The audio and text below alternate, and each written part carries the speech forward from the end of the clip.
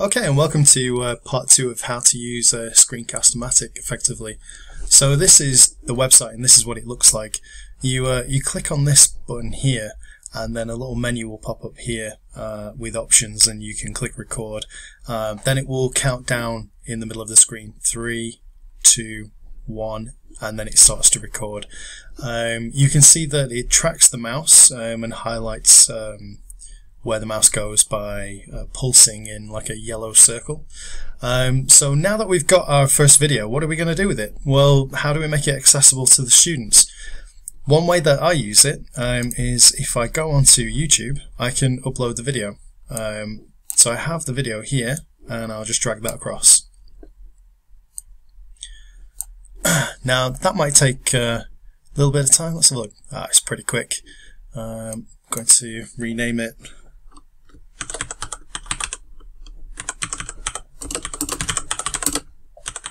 Screencast-O-Matic Demo.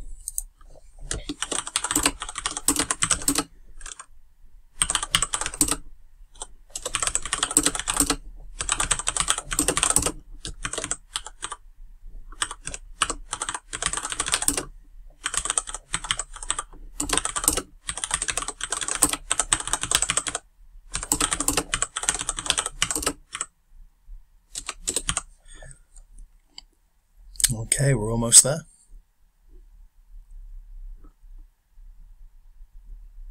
%.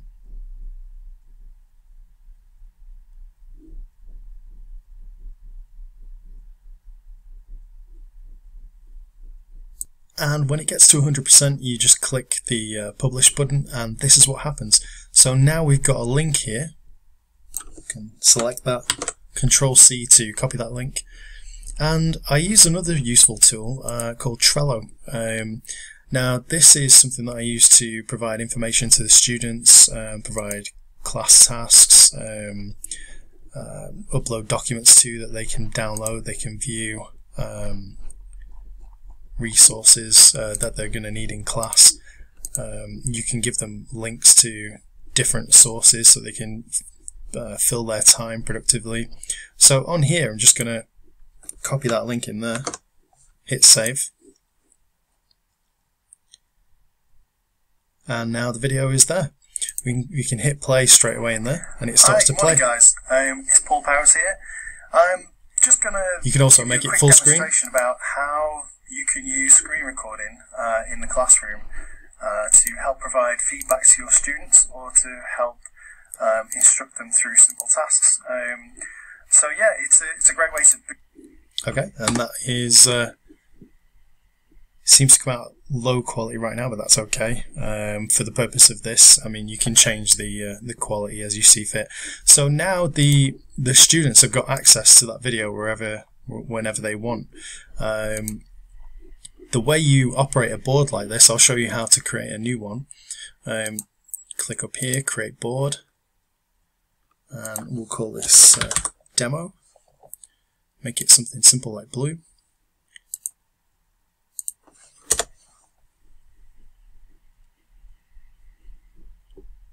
And I'm going to call this demo board, and then create the board. Okay, so here we have a blank board in Trello. A nice way to arrange everything is to have a resources board. A resources list. A to-do list, a learners list, a review my work list, and a review your feedback list. Okay, so within this you can add various resources to this board by adding cards. You can also add tasks in the to-do list by adding cards, and you can also add learner cards as well. So here we'll have a basic one, so we'll have like Joe Blogs. Now Joe Blogs can click on his card, and this is what comes up. He can also write a message to you. At Paul Powers, thank you for the lesson today. and he'll send that message, and then you'll get a notification of that. On here we can have a class task 30th of September.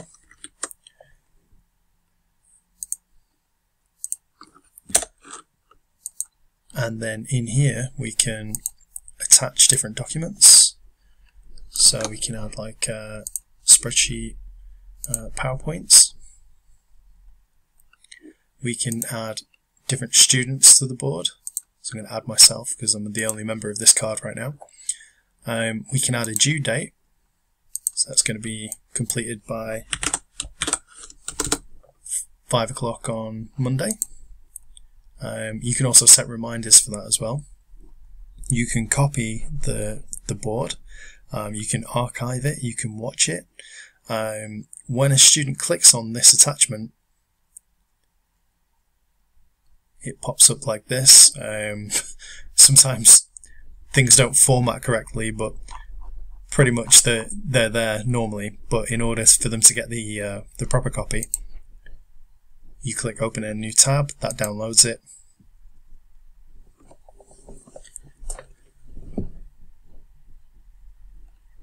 And there you can see they can have access to the PowerPoint presentation with all of the details and tasks that you want them to have throughout the class. So for differentiation, if somebody needs a different color, or they need they have like sight problems, or they need more time to read through things, that is a tool that you can then give them. Instead of having this just on the board at the front of the classroom, they can now edit this as they see fit. So that's how to upload resources for the students. Now the students can also, once they've completed their work, upload the work that they've completed. And now you, as the tutor, you have access to that. And you can then provide feedback using Screencast-O-Matic based on this attachment. So that makes it super useful. So let's have a look at an advanced board. Let's have a look. We've got level 2, group 2. And here we've got the students' cards. These students have got their work done. They're looking for feedback. This little alarm bell here indicates that there's been a change to their card, that they've either commented or uploaded work. You can also have different categories for like teams, so there's teamwork here going on. We can have a look at what Aaron has done here. Aaron has uploaded this work. It told me that yesterday at that time he's uploaded this, which is this one here. I can then click on that.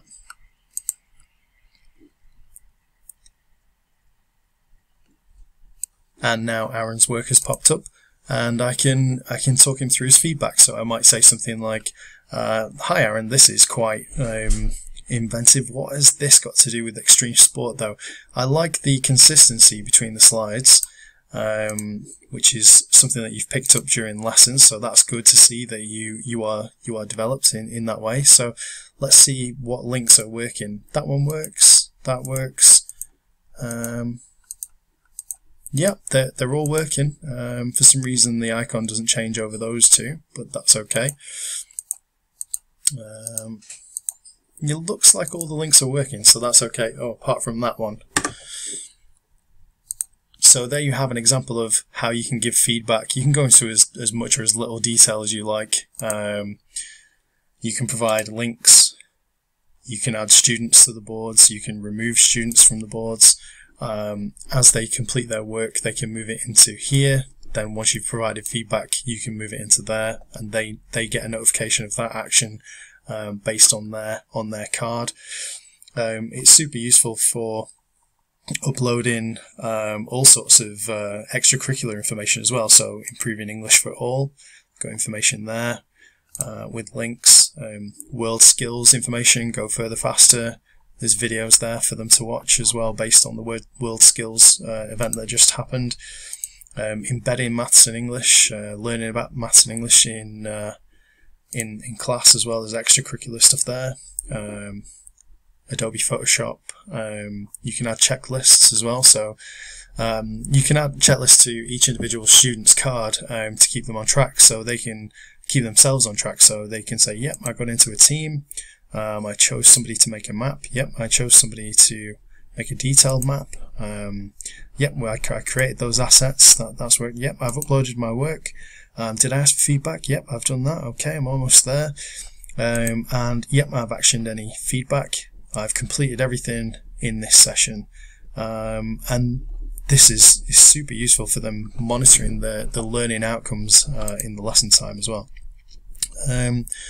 You can add general interest things such as club information.